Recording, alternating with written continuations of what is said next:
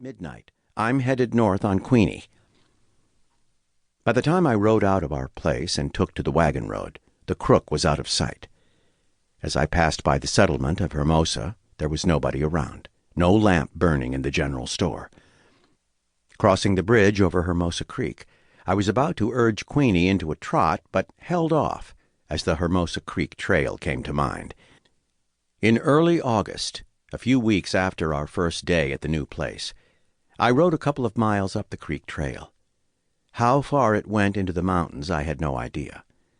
Any chance the rider had taken the trail instead of sticking to the wagon road? Silverton, if that's where he was heading, was 40 miles up the road. On the road he'd be spotted for sure any number of times. Wouldn't he try to get off it as soon as he could? I went with my hunch and started up the trail.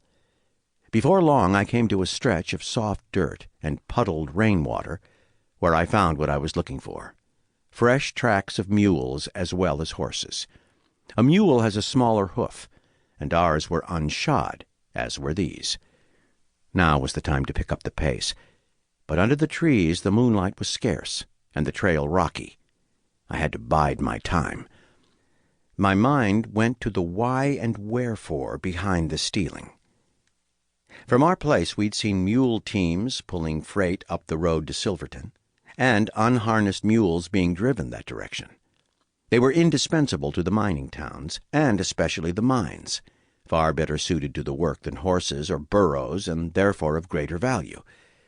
The gutter rat I was tracking had no doubt studied the excellence of our mules from the road, then waited on the full moon to do his dirty work.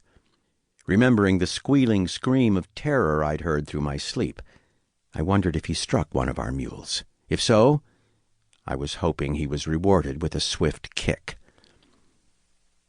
A couple of hours up the trail, well past where I'd been before, I left the pines and entered a long meadow bathed in moonlight. The high peaks above the forest came into view, already showing snow in the last week of September. The meadow was sprinkled with cattle, some up and grazing in the moonlight.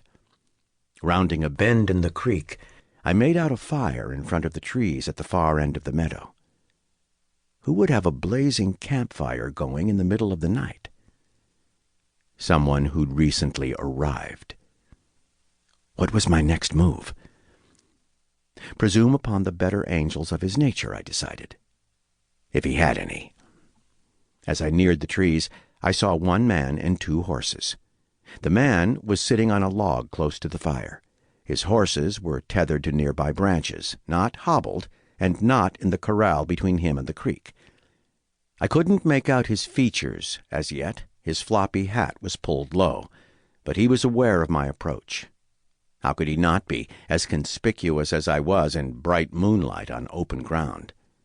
His black beard was cropped short. I spotted a rifle in its scabbard on the riding horse. The canvas pannier bags off his pack-horse were propped close at hand against the log.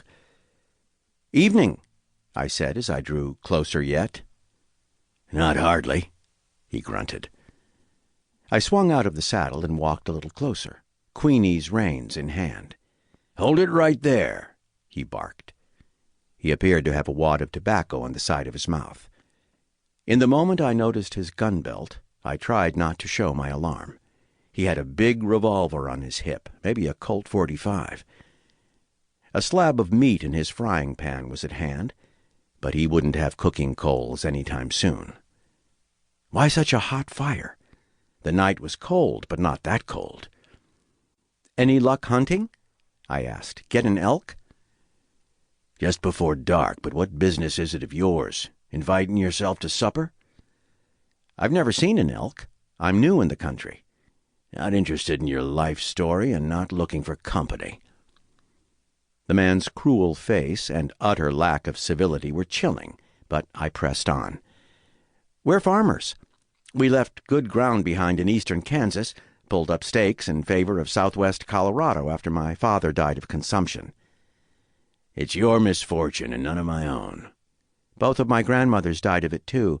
Ma calls it the family curse. We're trying to make a new start where the air is dry and we won't catch it." "State your business, kid."